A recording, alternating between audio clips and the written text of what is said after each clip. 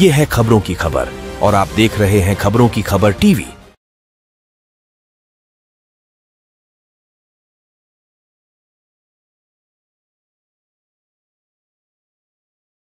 परवा झालेल्या पावसामुळे जे